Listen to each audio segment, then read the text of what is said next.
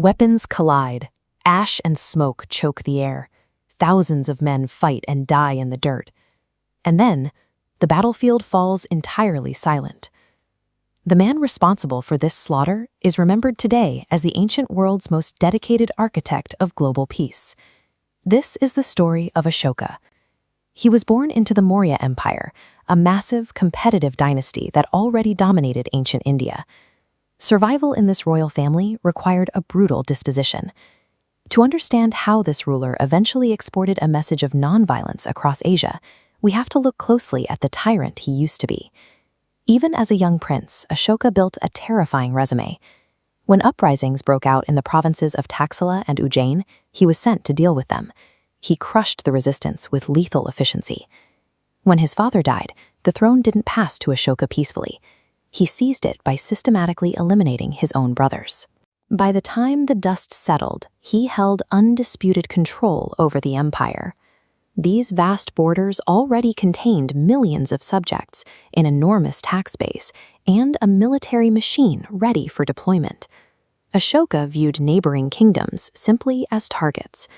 Over the next several years, independent states were swallowed by the Mauryan war machine. He was the apex predator of the subcontinent. Success was measured in conquered land and subjugated enemies, and total continental dominance. By the 8th year of his reign, only one major independent state stood between Ashoka and total continental supremacy: Kalinga.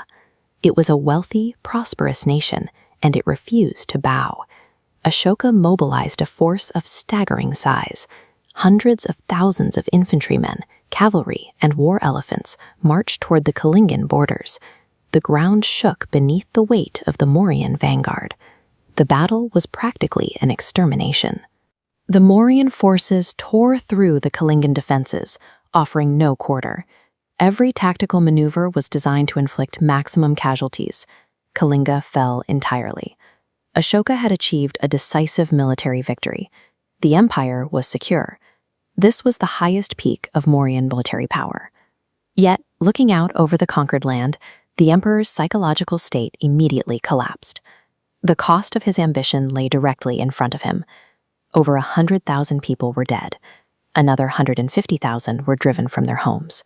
Families were shattered, and the rivers literally ran red. Walking through the carnage of the battlefield, Ashoka saw the faces of the civilians and soldiers he had destroyed.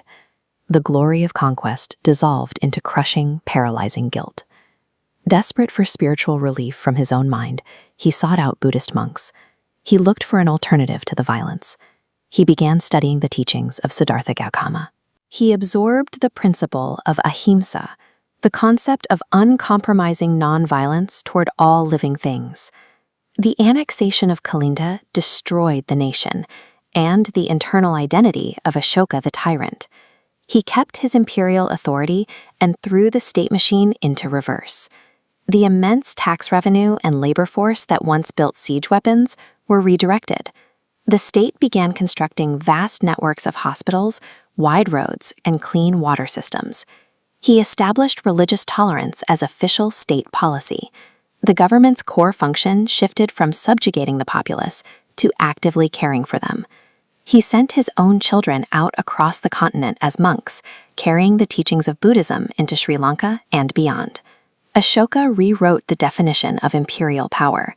He proved that a nation's strength is ultimately measured by the life it sustains, rather than the borders it expands.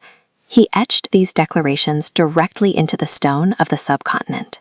These are the rock edicts, a permanent public confession of a ruler's remorse and a binding decree of nonviolence. He erected these stone pillars across the landscape to broadcast his philosophy to every corner of his domain. Eventually, his physical reign ended, and the Maurya Empire slowly fractured in the centuries that followed. But his ideological framework survived.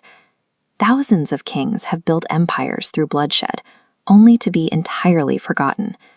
Ashoka's legacy endured because he pivoted from conquering territory to conquering himself.